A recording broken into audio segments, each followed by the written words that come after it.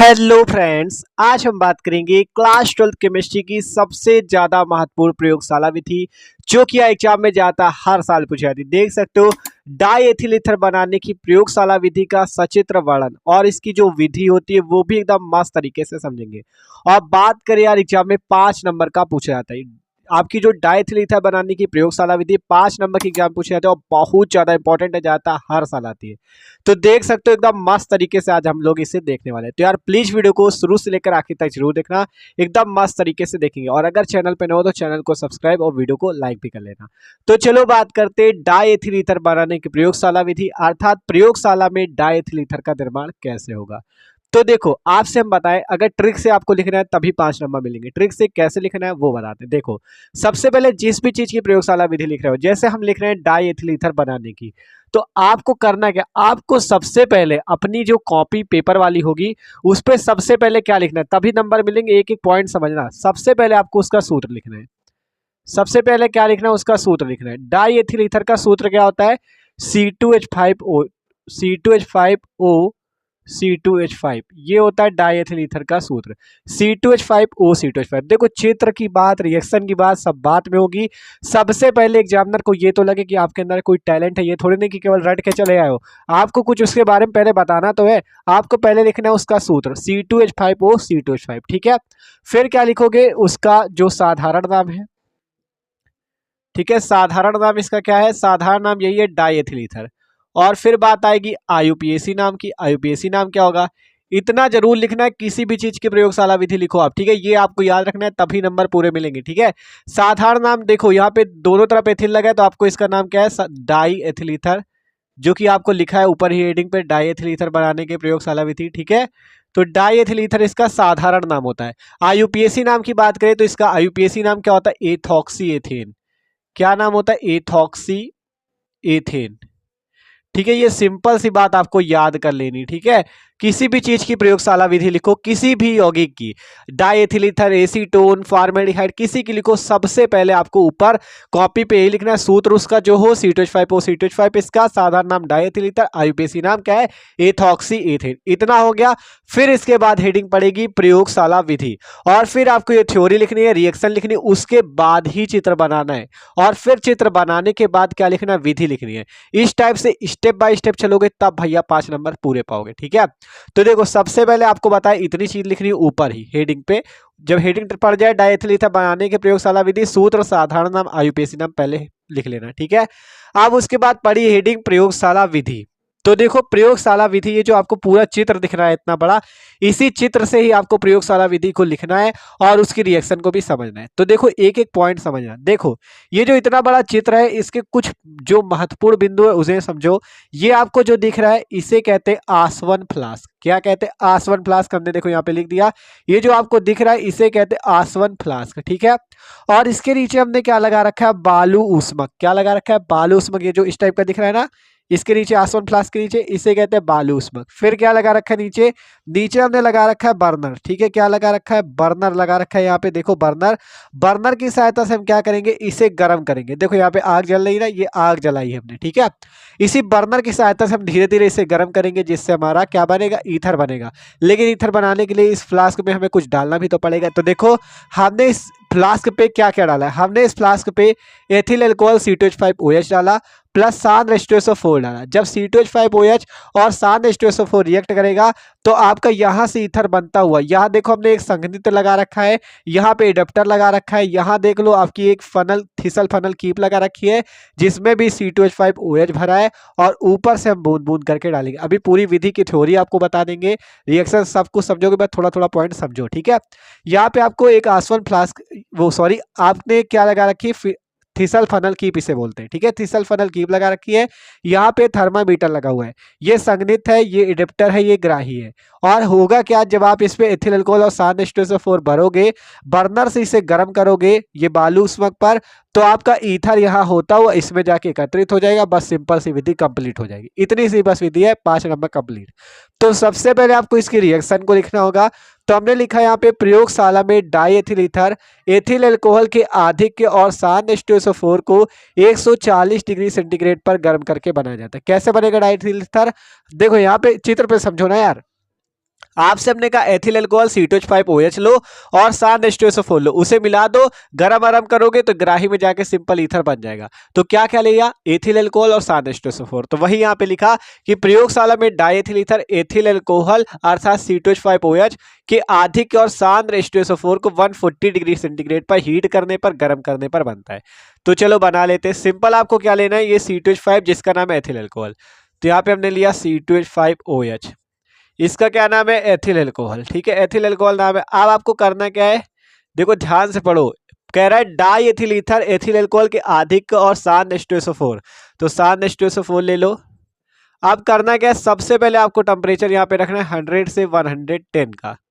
ठीक है, यहाँ पे 100 डिग्री से 110 डिग्री सेंटीग्रेड का टेम्परेचर रखना है, जिससे एकदम आसान से रिएक्शन होगी। देखो यहाँ पर से C2H5, ध्यान से देखना, ये C2H5, यहाँ से एक हाइड्रोजन बाहर निकाल दो तो क्या बच जाएगा, HSO4, ये बन जाएगा। और यहाँ से जब हाइड्रोजन बाहर निकला, इस OH के साथ जुड़ के H2O बाहर।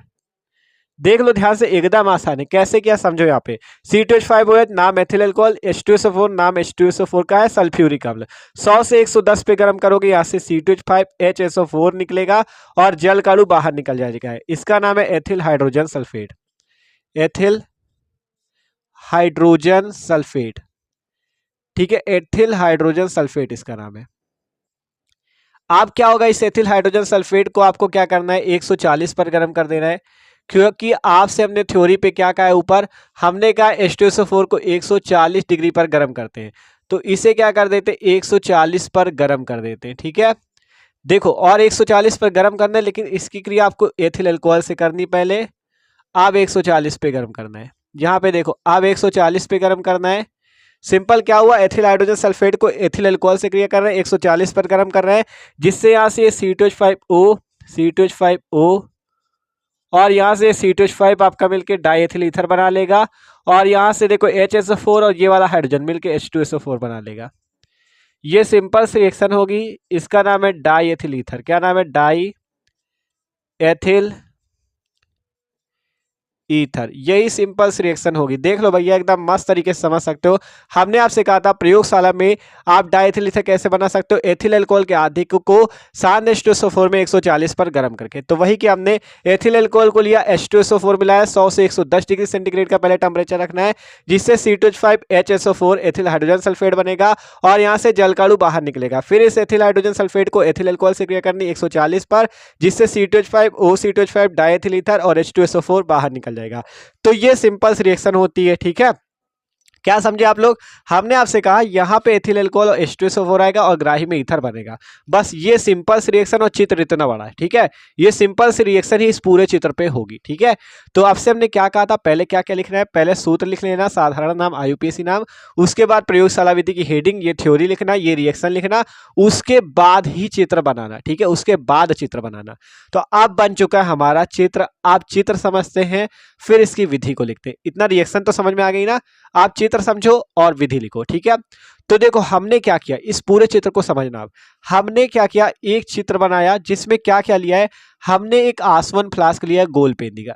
आपको विधि भी ट्रिक से लिखना है, रटना कुछ नहीं। देखो यहाँ पे लिखना है, माना एक गोल पेंदी का फ्लास्क या एक गोल पेंदी का आसवन फ्लास्क है। ठीक है, हमने क्या लिया, प्रयोगशाला में बनाने के लिए एक गोल पेंदी का आसवन फ्लास्क लिया और इसके नीचे एक बालू उस्मक लगा दिया। ठीक है, क्या लगा दिया, बालू उस्मक। यहाँ पे एक बर्नर लगा है, बर्नर की सहायता से यहाँ पे आग जलेगी और हम क्या करेंगे, इस फ्लास्क को गर्म करेंगे। ठीक है, इस फ्लास्क को हम क्या करेंगे, गर्म करेंगे। और इस आसवन फ्लास्क में हमने भर क्या रखा है, एथिल अल्कोहल और सांद्र H2SO4, क्योंकि रिएक्शन से आपको पता चला एथिल अल्कोहल और H2SO4 मिलकर ही डाइएथिल ईथर का निर्माण करेंगे। तो हमने यहाँ पे एथिल अल्कोहल और सांद्र H2SO4 को भर लिया। अब ऊपर हमने यहाँ पे एक थिसल फनल कीप लगाई, जिसपे हमने एथिल अल्कोहल को भरा, इसमें भी एथिल अल्कोहल भरा और इससे बूंद बूंद करके हम इस आसवन फ्लास्क में से डालेंगे। ठीक है, बूंद बूंद करके हम इस आसवन फ्लास्क में डालेंगे। यहाँ पे हमने एक थर्मामीटर लगा रखा है। ठीक है, और यहाँ पे देखो, यहाँ पे हमने एक जल संघनित लगाया है जिसमें जल भरा हुआ है। क्या भरा हुआ है, जल भरा हुआ है।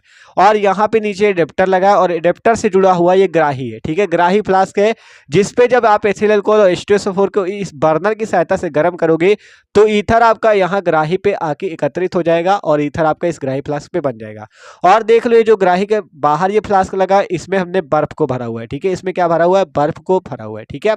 अब आपको समझनी इसकी विधि, विधि पे क्या लिख रहा है, एक गोल पेंदी का फ्लास्क है, ठीक है। आप लिखोगे क्या, एक गोल पेंदी के आसवन फ्लास्क में एथिल अल्कोहल और H2SO4 को 2:1 के अनुपात में लेकर, क्या लिखोगे, आपको लिखना है एक गोल पेंदी के फ्लास्क में एथिल अल्कोहल और सात H2SO4 को 2:1 के अनुपात में लेकर आपको क्या करना है, बालू उष्मक पर बर्नर की सहायता से गर्म करते हैं। क्या लिखना है, आपको क्या करना है, एक गोल पेंदी के फ्लास्क में आपको क्या क्या लेना है, एथिल अल्कोहल और सात H2SO4 को 2:1 के अनुपात में लेकर बालू उष्मक पर इस बर्नर की सहायता से धीरे धीरे गर्म करना है, ठीक है। सिंपल सी थ्योरी है कि आपको एक आसवन फ्लास्क में, एक गोल पेंदी के आसवन फ्लास्क में एथिल अल्कोहल और सात H2SO4 को लेकर बालू उष्मक पर बर्नर की सहायता से धीरे धीरे गर्म करना है, ठीक है।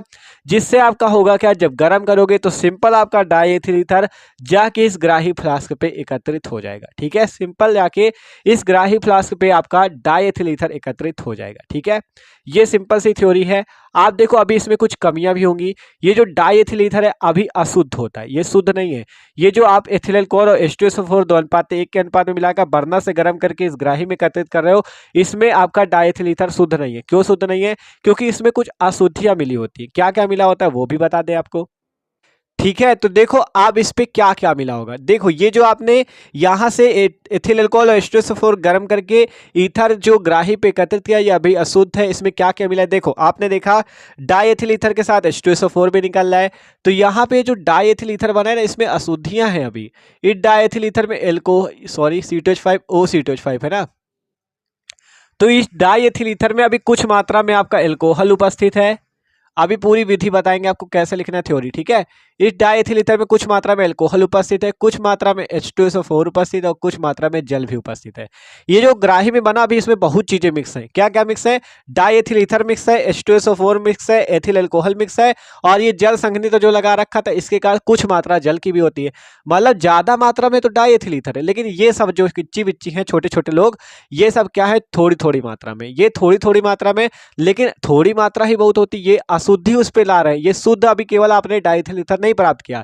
इसके लिए आपको क्या करना होगा, शुद्ध डाई एथिल ईथर प्राप्त करने के लिए आपको क्या करना होगा, आपको इसे पहले कास्टिक सोडा विलयन के साथ धोना होगा। NaOH विलयन को कहते हैं कास्टिक सोडा विलयन। कास्टिक सोडा विलयन के साथ धोना होगा।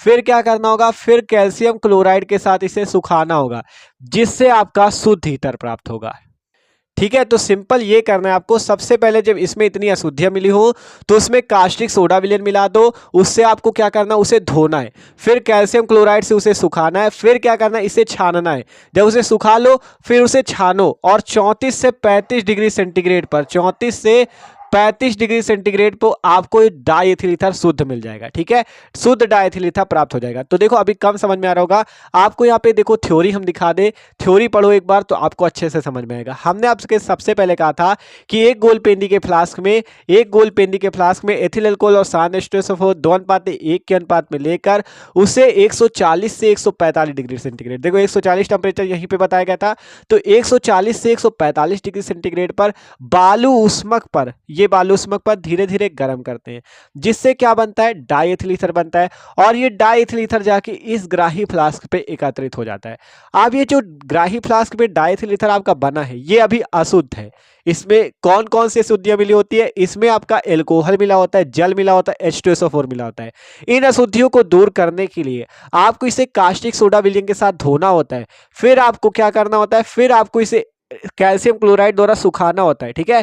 पहले NaOH से धोना है, अर्थात कास्टिक सोडा का सूत्र होता है NaOH, कास्टिक सोडा के साथ धोना है और कैल्शियम क्लोराइड के साथ CaCl2 के साथ सुखाना है। फिर इसे छानना है और 34 से 35 डिग्री सेंटीग्रेड पर आपका शुद्ध डाई एथिल ईथर प्राप्त हो जाता है। आपको यहाँ पे विधि हो रही है, पूरा स्क्रीनशॉट ले लो। जो चीजें हमने बताई वही इस पे लिखा हुआ है, आप मस्त तरीके से समझ सकते हो, ठीक है। एकदम मस्त तरीके से ये चित्र है, ये विधि है, ये रिएक्शन। बस ट्रिक ये याद रखो, अगर पूरे 5 नंबर चाहिए तो बस यही करा को, किसी भी चीज की प्रयोगशाला विधि लिखो, पहले उसका सूत्र, नाम, IUPAC नाम, फिर आपको क्या करना है, प्रयोगशाला विधि हेडिंग डालनी, ये थ्योरी लिखनी, रिएक्शन लिखनी, फिर उसके बाद चित्र बनाना, फिर पूरी विधि लिख देनी। 5 नंबर पूरे पक्के। ठीक है, तो ये थी भैया डायथिल ईथर बनाने की प्रयोगशाला विधि। स्क्रीनशॉट ना लिया हो तो ले लो। तो यार वीडियो अच्छा लगा हो तो लाइक कर देना, चैनल पे नए हो तो सब्सक्राइब जरूर कर देना, और डिस्क्रिप्शन में प्लेलिस्ट मिल जाएगी केमिस्ट्री, फिजिक्स, हिंदी सारे सब्जेक्ट की, जाके मस्त तरीके से तैयारी कर सकते हो। Okay, thanks for watching this video. मिलते हैं किसी अगले वीडियो पे।